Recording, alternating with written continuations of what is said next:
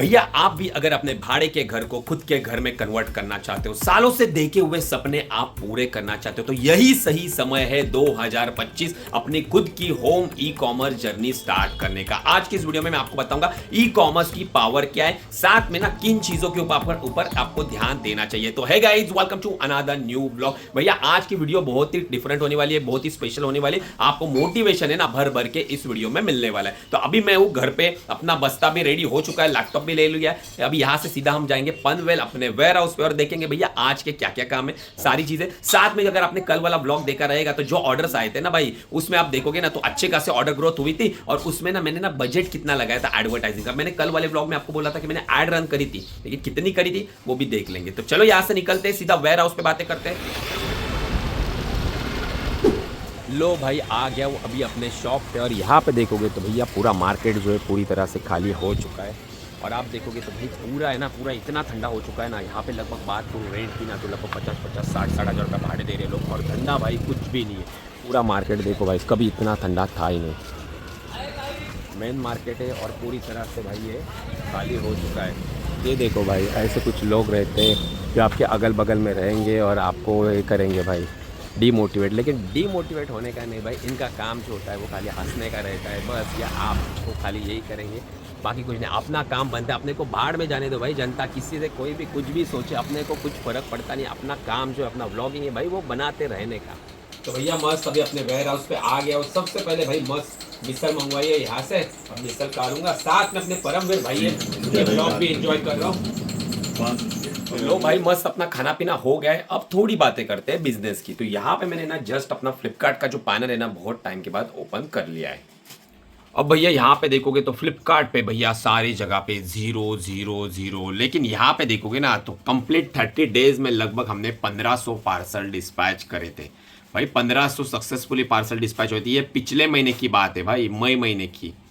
अब इसके बाद जून में तो भैया पूरा धंधा जो है वो जीरो हो गया है, क्योंकि आपको पता है ई कॉम की सर्विस पूरी तरह से बंद हो चुकी है, जिसके कारण हमारा भी है ना फ्लिपकार्ट बंद हो गया है। क्योंकि हमारे यहाँ पे ई कॉम वाले पिकअप करने आते नहीं, इसके लिए ना मार्केट प्लेस ने, फ्लिपकार्ट वालों ने हमारा पैनल पूरी तरह से डीएक्टिवेट कर दिया। जब तक उनके पास कोई 3PL का सोल्यूशन नहीं मिलता, अभी भी वेट कर रहा हूँ भाई, कॉल पे कॉल हो रहे हैं, लेकिन भाई सोल्यूशन कुछ भी नहीं मिल रहा है।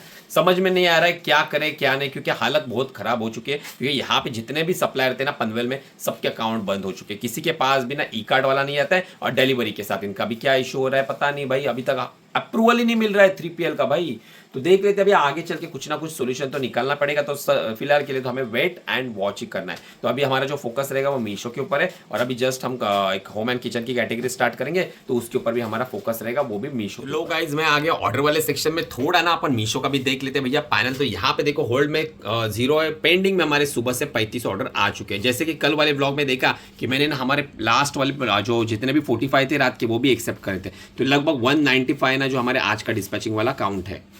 अब आप सोचोगे कि भैया अचानक इतना फ्लो कैसे बढ़ गया, कैसे पहले 130 135 से ऑर्डर आते थे कुछ दिनों से, क्योंकि भाई लेबल जो है डाउनलोडिंग का इशू चल रहा था, जिसके कारण थोड़ी हमारी जो स्टोर की विजिबिलिटी है वो इफेक्टेड हुई थी। लेकिन अचानक से भाई 50-60 ऑर्डर बढ़े कैसे? आपने आखिर क्या क्या एडवर्टाइजिंग रन करी है क्या नहीं, तो वो भी मैं आपको बताता हूँ। देखो हमने ना एडवर्टाइजिंग है ना 2 कैटलॉग के ऊपर रन करी, 2 मतलब 2 और 1 टोटल 3 कैटलॉग से हमारे। एक हमने ना एक नया कैटलॉग लिस्ट करा है, तो उसके ऊपर हमने एड बूस्टर रन करा हुआ है, तो वो 100 रुपीज़ का है। तो हालांकि उससे हमें उतना कुछ ऑर्डर्स नहीं आ रहे, क्योंकि वो टेस्टिंग पर्पज पे चल रहा है। लेकिन हमने जो एक पुरानी कैंपेन की ना उसे रीस्टार्ट कर दिया है। अब उससे हो रहा है ना कि हमारे स्टोर की विजिबिलिटी है ना वो बढ़ रही है। अब डेली बेसिस पे हमारा स्पेंड कितना है वो थोड़ा आप देख लो। चलो गाइज हम आ गए हमारे एडवर्टाइजिंग वाले सेक्शन में, और यहाँ पे देखोगे तो मैंने ऑलरेडी यस्टरडे का फिल्टर लगा दिया, क्योंकि हमें जो 195 ऑर्डर्स आए थे ना ये कल के दिन में आए थे, तो यस्टरडे का एड देखना बनता है। तो यहाँ पे आप देखोगे तो रिसेंटली मैंने एड कैंपेन चालू करी है, एक 300 की और एक 100 रुपीज़ की। तो ये 300 की है ना वो तो खत्म हो रही है, लेकिन 100 में से सिर्फ 35 रुपीज़ खत्म हो गए। तो 335 हमारा एड स्पेंड हो चुका है।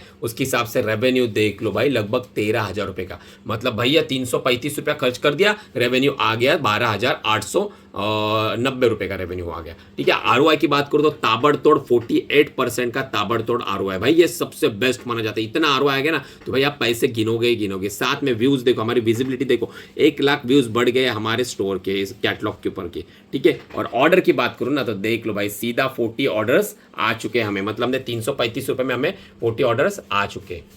अब भैया थोड़ा कैलकुलेशन करें ना तो भैया ना, अगर हमने 335 रुपया स्पेंड कर दिया ऐड के ऊपर, तो उसके हिसाब से पर ऑर्डर के ऊपर खर्चा कितना है। तो यहाँ पे देखो सिंपली मैंने 335 डिवाइडेड बाय 40 करा है, तो यहाँ पे आप देख सकते हो लगभग 8 रुपये ना मेरे को पर ऑर्डर के ऊपर खर्चा है। मतलब एक ऑर्डर लाने के लिए मेरे को 8 रुपया खर्चा आ चुका है। तो हम 101% हमने अच्छा खासा मोटा मार्जिन कमा लिया। अगर आप ना 7% के ऊपर आपका प्रॉफिट बनता है ना, सॉरी ROI बनता है ना, तो आप अच्छी खासी ऐड रन करो। 7, 10, 15, 20, यहाँ पे तो 38 भाई कितना गुना प्रॉफिट बन गया, आप सोच भी नहीं सकते, इतना मार्जिन मिल गया हम लोगों को। अब ना ये जो ऐड है ना, मैं और 2-4 दिन है ना, मतलब एक हफ्ता भाई रन करूंगा, थोड़ी ना विजिबिलिटी बढ़ाएंगे, थोड़ा ना ऑर्डर को बूस्ट करने की कोशिश करेंगे, क्योंकि अभी जुलाई महीना आ चुका है। तो मैंने पहले भी बोला और अपने वर्कशॉप में मैं बोलता हूँ लोगों को कि भैया जब भी प्रमोशंस आते हैं ना, प्रमोशन की डेट आते, तो उससे पहले ना थोड़ी अपनी विजिबिलिटी गेन करनी चाहिए। हमें ना एडवर्टाइजिंग का सहारा लेना पड़ता है, और प्रमोशन भी आने वाले, तो उसमें हम डेफिनेटली पार्टिसिपेशन हमने ऑलरेडी करा हुआ है, और एड में भी पार्टिसिपेशन करेंगे। हम हमारे कैटलॉग्स को भी अच्छे तरीके से प्रमोट करेंगे,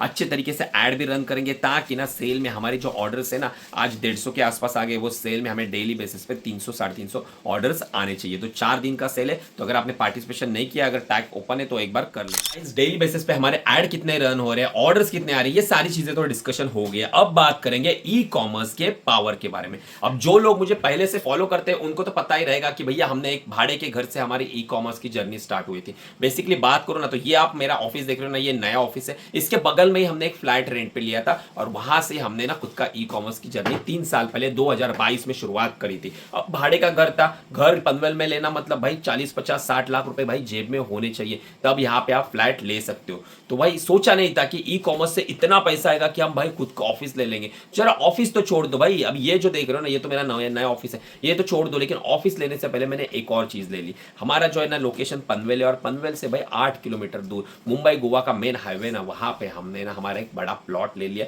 फार्म हाउस के लिए। तो ये पैसा कहां से आया, ई कॉमर्स बिजनेस किया, और यहाँ पे 10 साल नहीं लगे भाई, यहाँ पे सिर्फ 3 साल का जो प्रॉफिट है ना, उससे मैंने डायरेक्ट कैश जो है प्लॉट ले लिया, उसके बाद अपना फार्म हाउस बना दिया। अब उस फार्म हाउस की टूर भी आपको थोड़ी जल्द देखने को मिलेगी, उसमें थोड़े पंखे वंखे लगाने बाकी है, बाकी बाहर गार्डनिंग का थोड़ा काम करना, मतलब झाड़ पौधे जो रहते हैं वो लगाने, तो वो कंप्लीट हो जाएंगे। तो एक अच्छी सी छोटी सी टूर जो है ना मैं फार्म हाउस की आपको दे दूंगा, ताकि ना आपको भी ना उससे मोटिवेशन मिल सके, और फ्यूचर में वो फार्म हाउस को लेके हमारा क्या प्लान हो सकता है, ई कॉमर्स रिलेटेड रहने वाला है, तो वो भी आप देखना उसी टूर में आपको मैं बता। ये तो बातें हो गई फार्म हाउस की, लेकिन अभी ये पिछली साल 2024 में हमने फार्म हाउस करा, 25 में हमने उसके ऊपर फार्म हाउस मतलब जो घर होता है वो बांधा, और उसी के साथ और एक प्रॉपर्टी ले ली। जो हमारा रेंटेड ऑफिस था उसके बगल में ये वाला जो अभी आप देख रहे हो मेरा नया ऑफिस, ये एक 1 BHK फ्लैट है बेसिकली, इसे हमने ऑफिस में कन्वर्ट कर दिया। यहाँ से हम पूरा ई कॉमर्स ये करते हैं। तो ये मैंने खरीद लिया, क्योंकि भैया मार्केट में ना भाड़ा देने के बाद भी जगह नहीं मिलती, और हमें जो ना जो बिजनेस आप बेसिकली करते हो ना, तो यहाँ पे इशू ये होता है ना कि अगर आपको 2 साल के बाद अगर रेंट ज्यादा बढ़ा दिया,